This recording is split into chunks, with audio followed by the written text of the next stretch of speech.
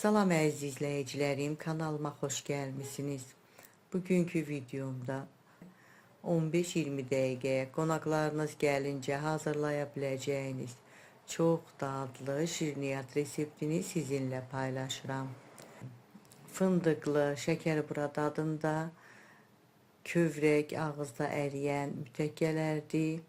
Fərqli bir şəkildə hazırlayıram, çox da gözəl alınır. İndi keçək şirniyyatın hazırlanma qaydasına. Şirniyyatın xəmiri üçün ərzaq qabında 120 qram yumuşalmış kərə yağı götürmüşəm. Bir yumurtanın ağını sarısından ayırmışam, sarısını xəmirə qatıram. 200 ml stəkanın yarısından 100 ml bitki yağı götürmüşəm, onu da qaba əlavə eləyirəm. 2 xörək qaşığı şəkər tozu, 1 çimdikdə duz əlavə eləyəndən sonra bu ərzaqları biraz qarışdırıram.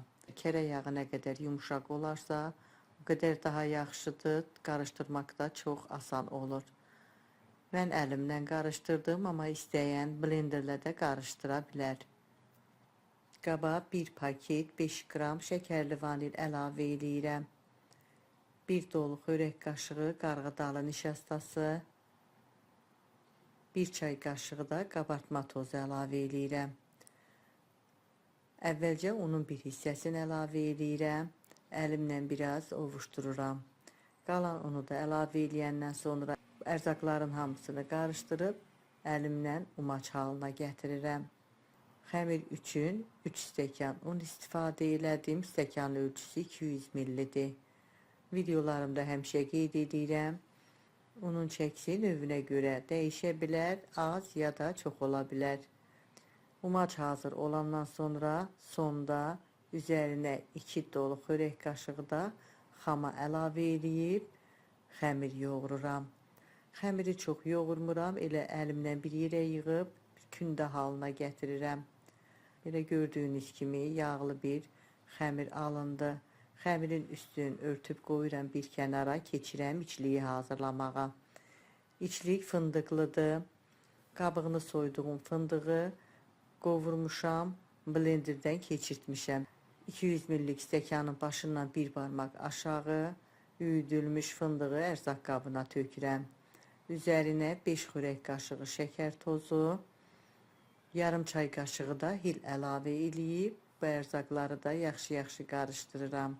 Zövqə görə hili, vanildən ya da darçından da əvəz eləmək olar. İçliyi də hazırlayandan sonra keçirəm mütəkkələri hazırlamağa.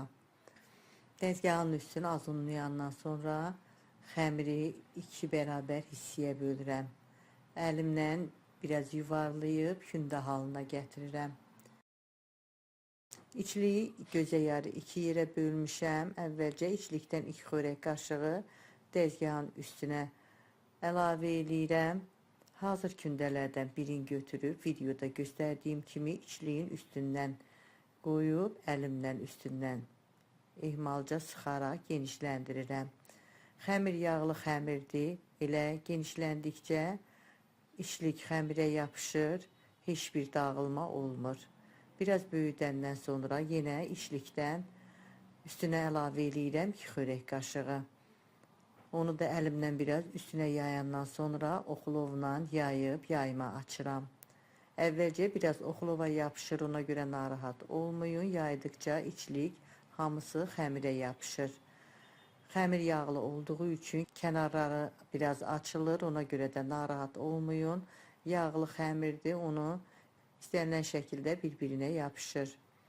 Yayma təxminən 2 mm qalınlığında yayıb böyüdəndən sonra xəmiri əvvəlcə 4 yerə bölüb, kəsdiyim hissələri də 3 yerə kəsirəm. Kəsəndən sonra mütəkkəni hazırladığımız kimi bir tərəfdən başlayaraq bükürəm. Çox bərk bükmürəm, belə boş şəkildə sonacan büküb belə mütəkkələr hazırlayıram. Hamısını eyni qaydada hazırlayıram. Mən mütəkkələri fındıqla hazırladım, amma istəyə görə qoz ləpəsi ilə badamla da hazırlamaq olar. Əlinizin altında nə varsa o çərəzlə hazırlaya bilərsiniz. Mütəkkə üçün istifadə etdiyim ərzaqların ölçülərini videomun açıqlama bölümündə də qeyd edəcəm. İkinci gündən də eyni qaydada hazırlayıb, doğrayıb mütəkkələri bükəndən sonra yağlı kağız sərdiyim formaya düzürəm. Öncədən qızdırdığım 180 dərəcəlik sobada 15-20 dəqiqə pişirirəm. Şirniyyatım artıq bişib hazırdır. Sobadan çıxartmışam. Çox yaxşı bişib. Altı çox gözəl qızarır. Heç bir yanma, yapışma olmur. Üstü qızarmır. Çox gözəl mütəkkələr alınır. Soğuyandan sonra zövqə görə üzərinə şəkər pudrası da səpmək olar. Çox asan bir şirniyyat reseptidir. Şəkər bura dadında çay süfrəsinə yaraşan ləzzətli bir mütəkkələrdir.